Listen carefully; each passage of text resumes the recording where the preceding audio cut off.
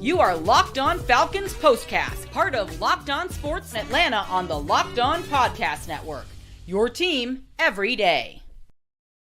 Welcome to the Locked On Falcons Postcast, your home for the best Atlanta Falcons football talk. It's local insight you can't get anywhere but right here at Locked On. I'm your host, Tenitra Batiste. Alongside me, our longtime Falcon analysts, Jarvis Davis and Aaron Freeman. This episode is brought to you by PrizePicks. Go to prizepicks.com/LockedOnNFL and use code, all lowercase, LockedOnNFL to win $50 instantly when you play $5. And of course, our Locked On Falcons Postcast is part of the Locked On Podcast Network, your team every day. So the Falcons didn't force any turnovers, but couldn't overcome their own. We'll talk about that. And you can't have a dozen of these and then expect to get a W. We'll download on that as well. But first, let's talk about red zone woes on both sides of the ball, starting with the guy who has now made this phrase true: you can't go home again. So, good to see the Falcons go the length of the field and get a touchdown on the opening drive. 6 minutes, time of possession, 11 plays, 70 yards, looking like they were going to do something. And yes, the Falcons were 2 of 5 in the red zone, thus the 42-21 score, but not getting there and not scoring when you did this in large part due to Kirk Cousins, having yet another one of those games is very, very troubling. 23 of 37 for 344 yards, but no touchdowns and 2 more picks. For me, it reeks of empty stats, to be honest with you. But when we look at what we saw, the body of work today, Jarvis, how do you, A, look at this body of work today, but B, can't turn a blind eye to the fact that this body of work spans 4 weeks and counting, it feels like. 8 interceptions to be exact. No touchdown passes. I think we're at a point where, and has the most picks in the fourth quarter in any quarter, any quarterback in the entire league. So my thing where I am right now, I'm in a space where if you are a Falcons fan, a Falcons analyst, or a Falcons head coach, a Falcons offensive coordinator, and you're sitting up here saying you're standing by your man, Kirk Cousins, with no reason to hold him for any type of accountability for the way he's been playing as a 13-year veteran, I'm looking at you. I'm getting you tested. Because the definition of insanity is doing the same thing over and over again, expecting a different result, because that's where we are. This team needs somebody to play like a grown-up. I need him to play like a grown-up.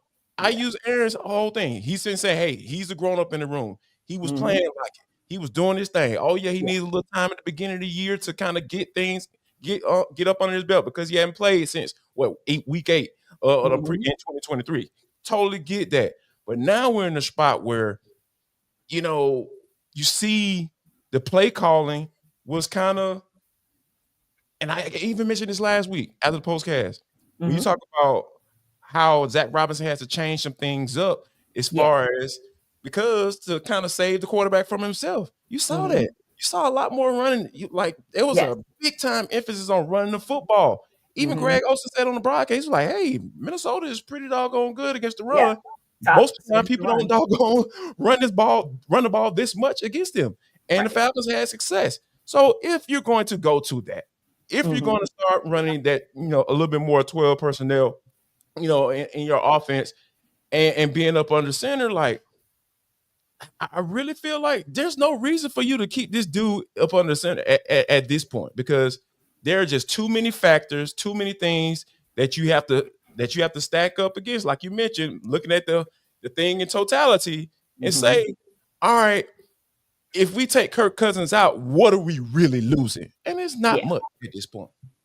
And that's a great call to look at it like that, because normally you say, okay, what are we gaining with making a transition? And we saw one last night and how it worked for a different reason, of course, but sometimes you get in those pickles and you got to make a choice.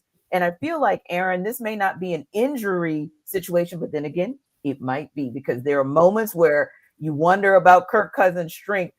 As much as he had some explosive plays, there were some times where I know for me, I was like, well, people are starting to question because of where we are now, because we're in week 13, is there any fatigue related to the injury? But that said, not making any excuses. I think that one of the things Jarvis mentioned, and Aaron, I'll ask you to kind of look at this part of what we saw with Kirk Cousins. If he's supposed to be the leader, the adult, the mature person in the room, why did we keep seeing the same elementary mistakes that cost the Falcons some drives that could have easily turned into scores? I don't have an answer to you, Tenitra, on that one. I am not at the point where I feel like the finger should be pointing at Kirk Cousins. I feel like I guess this is a controversial opinion. I don't think Kirk Cousins was the issue today. I think he made a couple of mistakes in this game that are going to get the vast majority of the attention. But I look at this game as the Falcons had the most penalty yards ever, basically, in the season this week. They turned the ball. Kirk made 2 of those 3 turnovers. And their secondary couldn't hold up. And so I look at, again, to me, what the offense was able to do for 3 quarters in this game as serious progress for this football team that we haven't seen against a defense of this caliber. And so to me, to basically say, well, we didn't get it done against one of the best defenses, arguably the best defense in the NFL, despite playing pretty good football minus a couple of mistakes from Kirk Cousins, to basically just decide, okay, let's just toss that all away down the stretch when we're in the must-win games and we're just going to start fresh with Michael Penix at this point. To me, that doesn't make any sense. But obviously Kirk is the quarterback. He's hasn't played his best football these last 4 weeks. I think today was a step in the right direction, but obviously the team still needs things that they got to clean up offensively. But to me, Kirk wasn't the problem today for me. Again, there's still room for improvement. And I know because it's coming off of the heels of the last 3 games, this is going to be seen as just more of the same. But I feel like Kirk took major strides this week and the offense took major strides. And at this point, tossing the keys to Michael Penix to just start all over. Again, I understand because, all the things with, is Kirk the long-term answer? Are the Falcons going to make? I get all those question marks, but I feel like if the goal is to win next week, Kirk Cousins should be the starting quarterback. Okay. I mean, that's a fair assessment. For me, I think when I look across time and I look across the game, when we went into halftime, I mean, it was pretty attainable, a win, 14-10, right? And I definitely hear what you're saying, Aaron, because through 3 quarters, the Vikings only had 21 points and they doubled themselves in 1 quarter alone. But I think for me, where the challenge is how many times did Kirk Cousins alone pretty much put them in position to be able to score? Now, once they got there, the secondary was the problem, but it just concerns me a little bit that he maybe a little too many times. And remember all the batted balls. So there were some near picks that he was very, very lucky on. So that, I think, is what concerns me about whether or not, even if he doesn't take all the blame, I agree with you on that one. Oh, but he might deserve more than 50%. Okay, that's fair. Here's the thing. Here's my counter to what you said. What you said, Free. My whole thing is when you have I think it's a little simplistic to kind of look at it and say that Kirk was the issue for this game. That's not what I'm saying. Let me be clear. I'm not saying he was the issue for this game. I think, there were some adjustments or non-adjustments made, as far as defensively. I know we're going to get into those a little bit later on, but I just think just looking at the totality of this period that we've been, this lull that we've been going through, whatever you want to call it, slump, mental lapse, or what, I don't know what's going on, but it just seems like he's been very consistent with turning the ball over in inopportune times. So given what he is as a 13-year veteran, given what he is as what you labeled him, and I agree with you up until this point, he's the grown-up in the room. He's been that guy. He's been challenging guys. He's been challenging his teammates and Kyle Pitts to be better, and to the point where he had a 4-game stretch where he looked like he actually belonged in the NFL. So for me, I'm saying like when some of those elements start to go away in certain moments, and it's been consistent being in those moments, I'm at the point where, man, I can't sit up here and say, all right, man, it's okay. Kirk gonna figure it out. No, he's not. Because he's been, every time that those moments come up, he's doing the exact same thing. And I'm not gonna sit up here and say that he's not gonna do it again. I don't care who they playing. They can play the Raiders, they can play the Panthers. Lord knows, look how the Panthers been playing. We talked about this on Locked On Falcons. Man, I'm telling you, it's probably gonna come down to that last game. and guess what? You know, when you come to those divisional games or the Saints or the Panthers, man, you know those teams gonna be coming ready to play. They're gonna come ready to play. And if you are still doing those things, which you have done pretty consistently, specifically in these last 4 games, I can't sit up here and let Michael Penix not be an option. I can't. It just doesn't make any sense to me. And I think going back to what you said, Free, about the defense, we can't put it all on Kirk Cousins, obviously. And we could also talk a little bit about special teams because they have a little bit of the blame today as well. But with the defense, the red zone woes. I mean, you talk about the fact that, yes, Kirk Cousins turns over the ball, but then the defense should be able to hold them at least to 3. If you can keep them out of the end zone, great, at least hold to 3. But in that fourth quarter, the Vikings went off for 21 points. And there was even one moment where A.J. Terrell was supposed to go one way outside. He goes another way. And I think it was Mike Hughes who was, preparing for him to go that way. And all of a sudden, It was D'Alford. That's what it was. It was D'Alford. All of a sudden, it's a touchdown. And it just seemed like everything, I don't know, it snowballed so very quickly. And a lot of those penalties, like the basic penalty from Grady Jarrett, those are the little moments, even on defense, where I was like, oh, I can't even say it's an Oreo game. I can't even say it's a bend but don't break. You broke at some really tough times today. They couldn't cover Jordan Addison. Nor TJ Hawkinson. They look trouble with him too. Yeah, we talked about this going into the week. Justin Jefferson's going to get his, right? He's going to make the plays.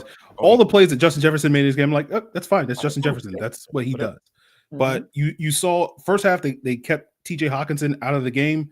He started making some catches in the second half. But Jordan Addison was, they were just sending him deep. And it was just like guys were lost all over the place in this game. And you can't, again, Jefferson's going to get his, but you got to be able to keep everybody else in check. And they could not keep Jordan Addison in check. And that to me is where, like, I look at, they were just giving up, 40-yard plays on DPI, 40-yard plays on Jordan Addison. It just seemed like explosive play after. And like, that's the issue with the defense. Cause like, when you look at it, when you take like those handful of plays out of it, it's like, well, the defense played well. You had the pressure, you had the sacks. They were able to keep Aaron Jones in check in this game.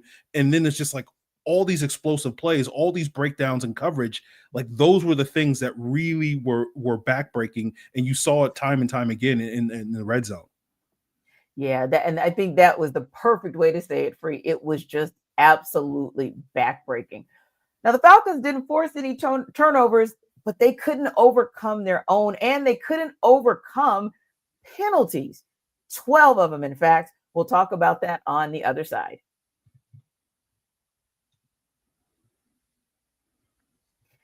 This episode of our Locked On Falcons postcast is brought to you by Hillsdale College. Time is our most precious commodity, so don't waste it scrolling through the same mind-numbing content for hours and hours. How can you spend it wisely to improve yourself? Well, take a history course, take an economics course. Did you study these in school? Probably not. Or even if you did, maybe it's time for a refresher. Time and technology have changed a lot of things, and they have not changed basic things. So check out Hillsdale College, our sponsor, who's offering more than 40 free online courses, including Constitution 101, Introduction to Free Market Economics, and The Great American Story. All of Hillsdale's courses are self-paced so that you can start whenever and tune in wherever. Plus, you can go deeper with readings, quizzes, discussions, or just enjoy the lecture. So go right now to hillsdale.edu/locked-on to enroll. No cost, easy to get started. Hillsdale.edu, locked on to register. Hillsdale.edu/locked-on. This episode of our Locked On Falcons postcast is also brought to you by Prize Picks. So here's why you need to check out Prize Picks, which is one of the easiest and most exciting ways to play daily fantasy football, but also basketball and really any of your favorite sports. You can now win up to 200 times your money on Prize Picks. Plus, the holiday season, they're giving away $30+ million. That's right, $1 million in rewards during Pick'ems and offering 2 free picks in December. So this week, maybe take a look at some of those later games and kind of see what's happening with maybe a Travis Kelce or maybe a Lamar Jackson has a bounce back game. It's quick and simple and so much fun to challenge yourself and your friends. So download the Prize Picks app today. Use code LOCKEDONNFL. Get $50 instantly after your first $5 lineup. That's right, $50 instantly when you play just $5. Prize Picks, run your game.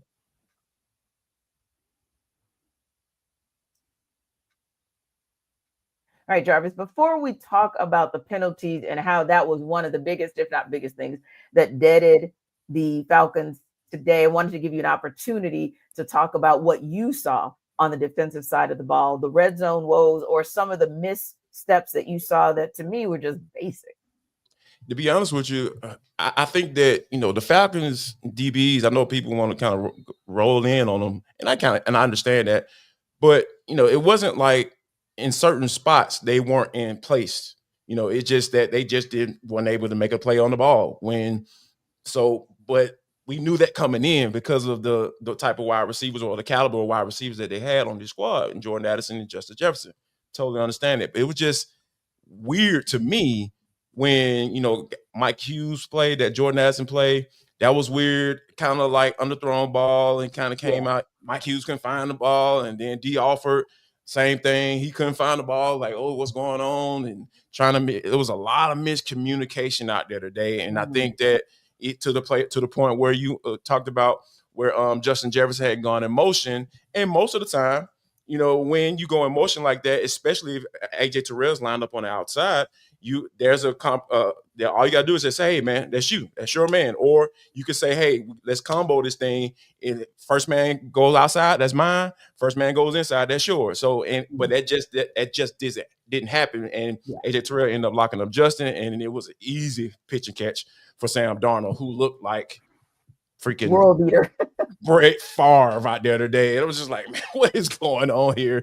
To the point where I think that was the first time they had gone 11-2 since Brett Favre, or the first time he had come in with that type of record in the first year with the team. So I think, defensively, outside of the weirdness that was going on in on the back end from a communication standpoint, it was a lot of miscommunication. Yeah, I think this defense played fine. To be honest with you, given this offensive capabilities, and just from putting pressure on the quarterback, I thought Kate Ellis was playing lights out.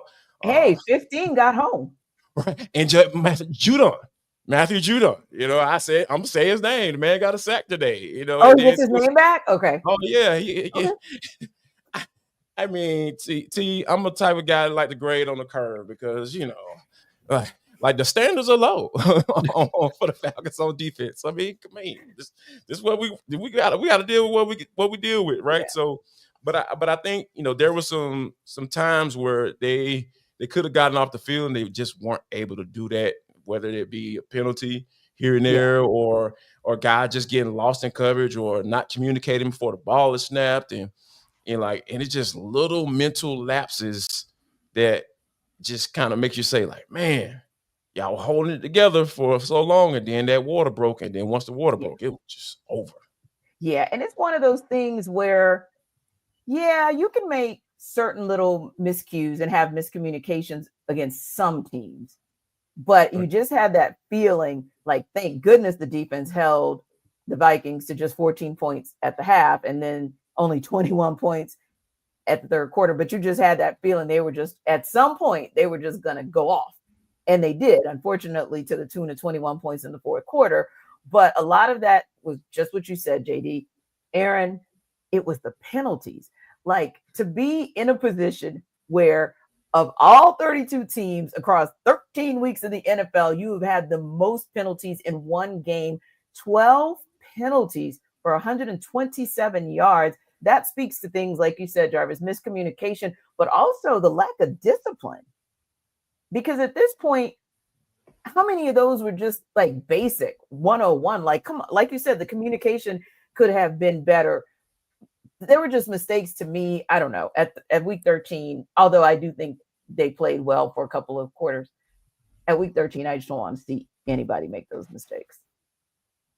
Yeah, that's it. I don't have an explanation for you, T. It's just like you had a bunch of holding calls, you had false starts, you had offsides, you had pass interference. I'm probably forgetting some penalties that they had in this game. It was a sloppy performance. That one on special teams was really big. The one that Kentavious Street got, but it wasn't. Yeah. That wasn't. I forgot about that one. Yeah, I forgot. Yeah, about that wasn't a penalty. He just basically dove to the ground, and for some reason that was a big turning point in the game because there was 3 points, and that was a 4-point swing. Like that was huge. So, but outside of that though, like it was just a lot of penalties. Like you said, they all seem to come at the worst time. The Falcons would drive, they get into the red zone, holding call would knock them back or something like that. Right. As you said, Jarvis, the field goal where it's like, okay, you held them 3 points. Okay, cool. Let's get the ball back. Let's go down the field. And then it's like they get a new set of downs and they wind up scoring a touchdown or whatever. And it was all those types of things. Yeah. And then it was like the identity of this team is to make mistakes at inopportune times. Looks like that right now. Yeah. Also known as can't get right.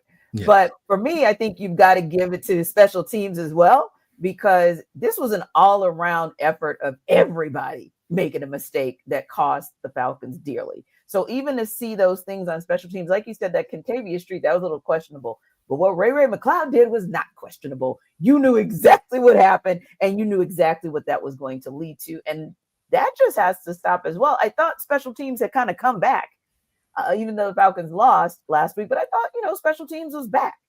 Maybe it was a too much usage thing. Ray was getting the rock on offense, and hey, I ain't used to getting the ball this much. I don't know. I think there's no explanation for it. I'm just being facetious at this point.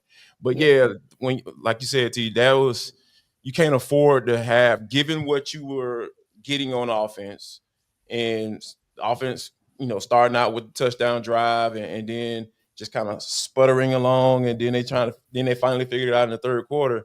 You can't help the can't get right by not getting right and holding on to the football. So it was just a combination of a lot of just crap today. That's just it compounded. I think that was the biggest thing, because it just compounded. When it started, it just was like an avalanche that nobody could stop. So we'll talk a little bit more about some of the things that we saw that were just not Falcons-like, or some people would say Falcons falconing. But we'll talk about that and kind of where we go from here up next.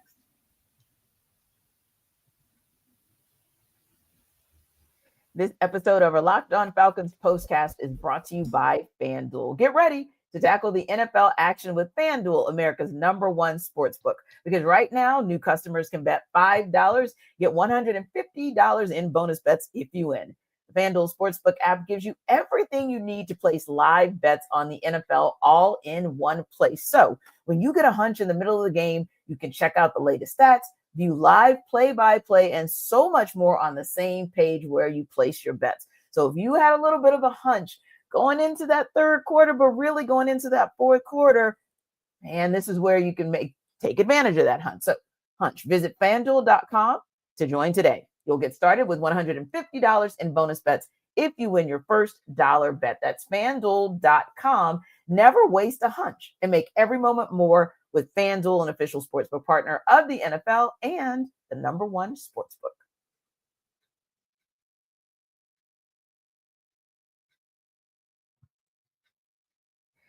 Guys, before we talk a little bit about next up, I wanted to also go back to, we kind of hinted at special teams, but we haven't talked a lot about the coordinators and the part that they may have played in how they call the game, one way or the other. So, Aaron, I wanted to start with you, Zach Robinson. Let's talk about him and the game he called. What were your thoughts on how he called this game?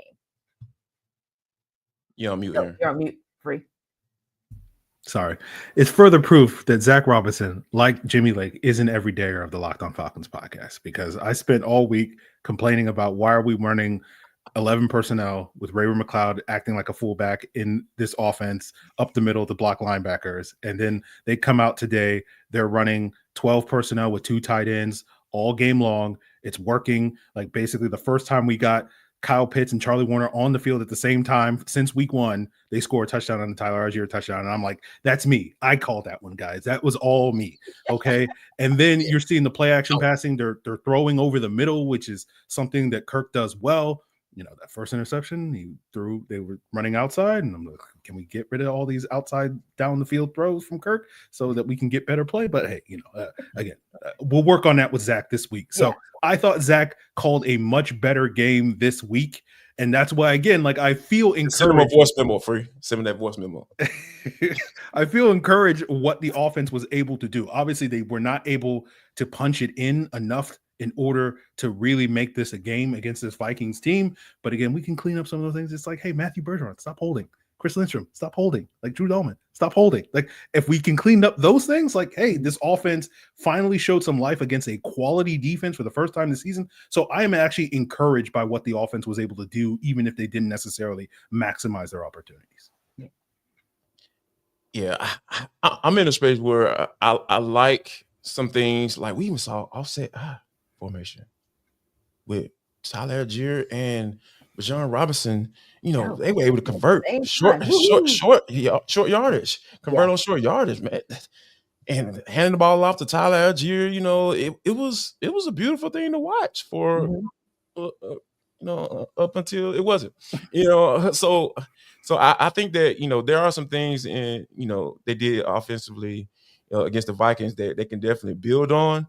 You know, but for me, I think that, you know, you can continue to build on those things, but if you don't take care of the football in those moments that we talked about, because I'm being very specific, in those moments, you got to be able to take care of the football, because outside of those moments, you taking care of the ball, you moving the ball up and down the field, you outgame Minnesota, the offense looked really good, you just weren't able to convert in the red zone, but when it comes down to nut cutting time and you make those mistakes, a lot of times that stuff that you did before it gets washed out because you have a certain expectation that you have to play with, Kirk.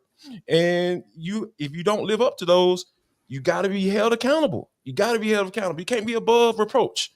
You can't. That's not. It doesn't work like that in the locker room.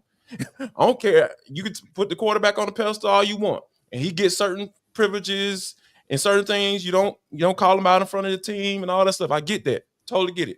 But man, when it comes to game planning and what we need to do, what we don't need to do in certain situations, that has to be called out, and it has to be called out continuously. You know, if you're going to try to figure out a way to win this division, because that's the only way that you get in the playoffs. Yeah. And what about you, Free, on defense? What did you think about the game that Jimmy Lake called? I thought Jimmy Lake called a good game. I thought he called a similar game to what we saw last year. We saw the improvement, the best defensive performance. And again, to me, like, the difference was just like they couldn't cover their wide receivers. They just could not cover Jordan Addison in this game. And so to me, that was kind of the thing that broke their back. And unfortunately, you know, Sam Darnold did, you know, some things that we've seen far too often against this Falcons defense, where a quarterback can escape the pocket and then heave up a 52-yard touchdown on a busted coverage. I've seen that play like 6 times over the last like 3 years with this Falcons team. So I was like, oh, here we go. So like, again, that's not Jimmy Lake's fault that, like, you know, D. Alford's fallen down, and, you know, that should be a meme of D. Alford basically running and just falling flat on his face. It's just me like watching the Falcons season go down the drain is basically that meme with D. Alford. So, well, so basically, I think Jimmy Lake called a good game, but I just think the Falcons just didn't have the horses on the back end to really hold up against this Vikings offense. And Yeah, I think, just real quick, I think, Jimmy Lake, I'm with Free. I thought he called a good game. You starting out the game with Eddie Goldman get a sack. Oh gosh, I was like, man, we about to roll today, baby. If Eddie I get heard one, that name either. right?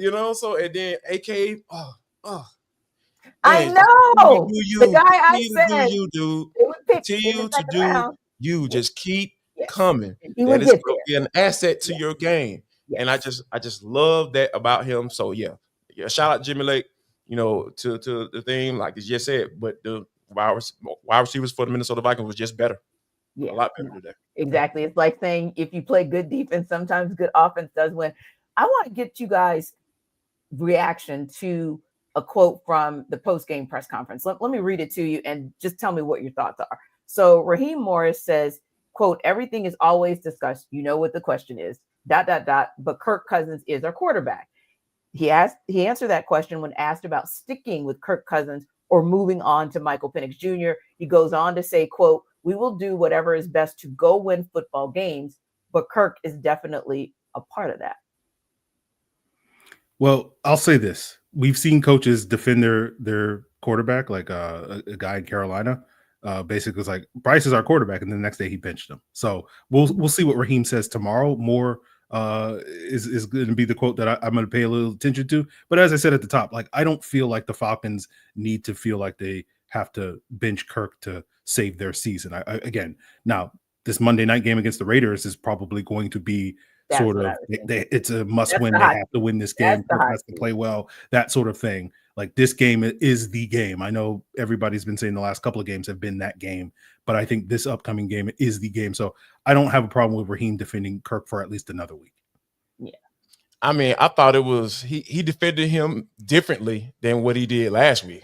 I can definitely say that. That's the thing that stands out to me the most, because it was like, Raheem defended him like he been, that was his high school sweetheart. They've been married since they turned 18. It was like, this is my day one right here, baby. I ain't going nowhere. We're gonna stick this thing out forever.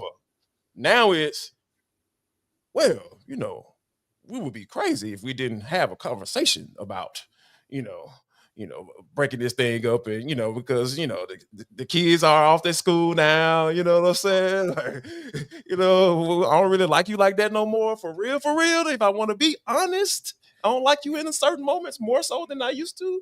So yeah, hey, it comes time where you got to have an honest conversation with your significant other. In this case, the head coach and the quarterback and the offensive coordinator. I know Zach probably going to be part of that conversation as well. So yeah, this is promising for me.